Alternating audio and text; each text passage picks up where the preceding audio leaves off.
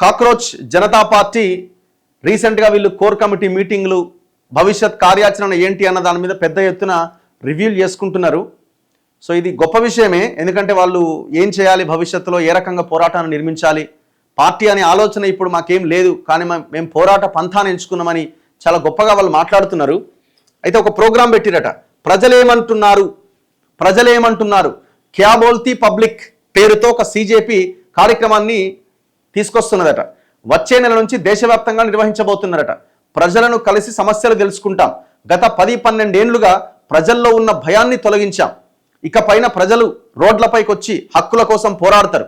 దేశంలో 60% మంది 35 ఏళ్ల లోపు వాళ్ళే ఉన్నారు. వారిని పరిగణలోకి తీసుకొని ఏ ప్రభుత్వ పథకం కూడా సక్సెస్ కాదు. కాక్రోచ్ జనతా పార్టీ వ్యవస్థాపకుడు అభిజిత్ దీప్కే ప్రకటన. సో వాళ్ళ యొక్క వర్కింగ్ కమిటీని కూడా ఏర్పాటు చేసుకున్నారు. CJP national working committee. Abhijit Dipke జాతీయ convener, Ashutosh Ranka co convener, Sourav Das co convener, Ajinkya Shinde national organisation in charge, Deepak Baliyan NO co in charge అట. ఓకే, అఫ్రీన్ నవాజ్ జాతీయ కార్యదర్శి, Vijay Reddy Mallangi media in charge. And దాంతోపాటు విజయ్ రెడ్డి మల్లంగికి సౌత్ జోన్ ఇన్ఛార్జ్ కూడా ఇచ్చిరట. మనోడే ఇక్కడ తెలుగు అతనే. సో తను రీసెంట్గా ఈ తెలుగు మీడియాతో కూడా చాలా పెద్ద ఎత్తున అక్కడ కోఆర్డినేట్ చేసి మాట్లాడిండు, మనతో కూడా మాట్లాడిండు. సో తనకి మీడియా ఇన్ఛార్జ్తో పాటు సౌత్ జోన్ ఇన్ఛార్జ్ పదవి ఇచ్చిరట. రత్న సింగ్ న్యాయ వ్యవహారాల ప్రతినిధి, వైష్ణవి గౌర్ పరిశోధన విధాన నిర్ణయాలు, రోహన్ దేశ్పాండే సాంకేతిక వ్యవహారాలు, యోగేష్ ఇంగలే ఆర్థిక వ్యవహారాల ప్రతినిధి. జోనల్ ఇన్ఛార్జీలు దీపక్ బలియాన్ నార్త్ జోన్ అట, Vijay Reddy Mallangi south zone, Ankit Bharadwaj east north east zone, east and north east zone, Yogesh Ingale west zone అట. ఇప్పుడు ఇందులో మీరు బేసిక్గా మరి ఇందులో సౌత్ నార్త్ తీసుకుంటే ఒకరు మొత్తం సౌత్ వాళ్ళదే ఎక్కువ ప్రాతినిధ్యం కనిపిస్తున్నది. మీరు అట్లా లేకుండా చూసుకోండి, ఎందుకంటే రాబోయే రోజులు మళ్ళీ ఇది మొత్తం వాళ్ళదే సౌత్ నార్త్ వాళ్ళదే అనే ఇది కూడా వచ్చే అవకాశం ఉంది.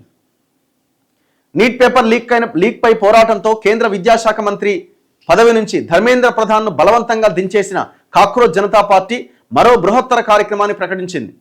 దేశంలో బలవంతంగా ఏం తీసేయలే, ప్రజల పోరాటంతో తీసేయాల్సిన పరిస్థితి వచ్చింది. దేశంలో ప్రజలు ప్రస్తుత పరిస్థితుల గురించి ఏమనుకుంటున్నారు, వారు ఎదుర్కొంటున్న సమస్యలు తెలుసుకునేందుకు క్యా బోల్తీ పబ్లిక్ ప్రజలు ఏమనుకుంటున్నారు పేరుతో వచ్చే నెలలో దేశవ్యాప్తంగా కార్యక్రమం చేపట్టబోతున్నారు.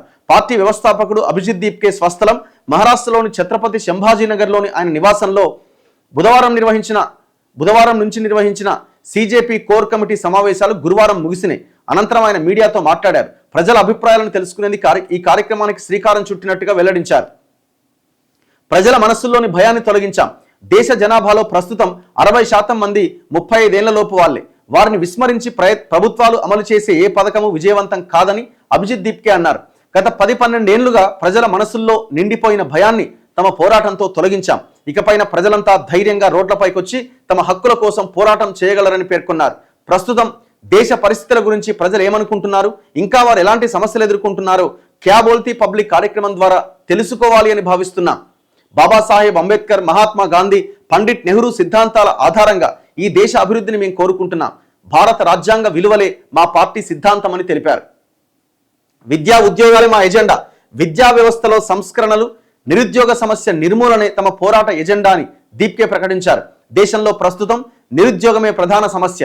మా పోరాటాల ద్వారా దీన్ని జాతీయ అంశంగా మారుస్తాం. విద్యా వ్యవస్థలో సంస్కరణల కోసం పనిచేస్తాం. పాఠశాల స్థాయి నుంచే చాలా మందికి నాణ్యమైన విద్య అందని ద్రాక్షలా మారింది. విద్యను లాభసాటి వ్యాపారంగా మార్చేశారు.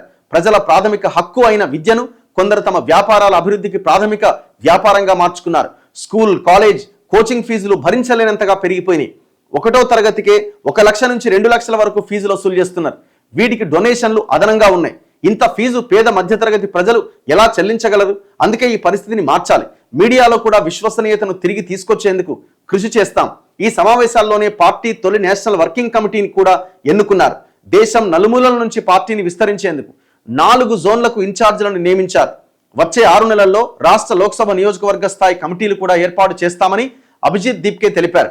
నేషనల్ వర్కింగ్ కమిటీలో ఒక తెలుగు వ్యక్తికి చోటు దక్కింది. సో అతనే విజయ్ రెడ్డి మల్లంగి. విజయ్ రెడ్డి మల్లంగి.